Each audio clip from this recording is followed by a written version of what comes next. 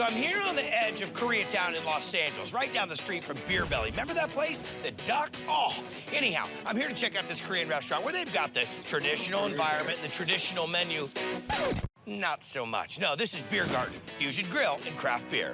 German fried rice. I've never seen Korean-German combination before. It's food that literally you can't get anywhere else. Korean fried chicken with French toast. Koreatown obviously has a lot of different fusion places, not German and Korean. But that didn't stop owner Neil Kwan from playing matchmaker. Kimchi short fried rice. What gave you the inspiration to do a Korean fusion funky craft beer joint? After college, we backpacked to Europe. One of the stops, Germany.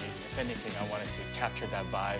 With the help of Chef Eddie Ha, who started mixing things up in the kitchen in 2011. One tempura fry. He's extremely passionate about everything he's serving you here. Drunken chicken C3. It's called Drunken chicken because they brine it in beer. It's very moist, got a great crust on it, just perfect. What are we making? The beer brine for the drunken chicken. Is that a typical Korean dish? No, it's not.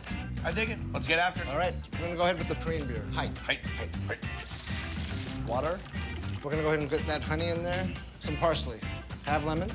A lot of them. A lot of them. Garlic, peeled. Add some bay leaf.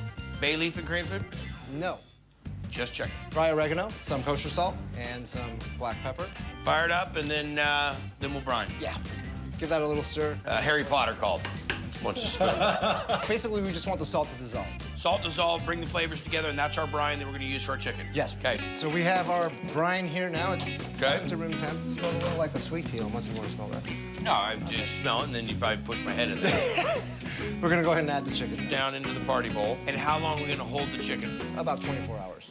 So now that these have brined, we're gonna add the beer to the stems. And what kind of beer is this? This is a Guinness, actually. This is a dark stout. Okay. And then I'm just gonna go ahead and pat this dry. I'm gonna go ahead and season with salt and pepper and some oil. So chicken down, right into the cavity and into the oven at about 400 degrees for about 35 minutes. Got it. Holy cooked up glazed bird. That's impressive. We're gonna cut right down the center. All right. And we'll go ahead and plate that with our cabbage frisee salad and garnish it with a pickled jalapeno and pickled daikon. All right, and that's it. That's it. Oh, we like to do beer can chicken, but I don't think I've ever had one that's infused and has this much flavor of beer. You get some of that nice roasted flavor from the skin. Then you get a little bite of that slaw. A little bite of that jalapeno. Chef, nicely done. Thank you, chef. The skin's crispy, the meat's juicy. I get it every time I come here. How do you describe the menu to people? Oh man, just anything and everything that pairs well with beer.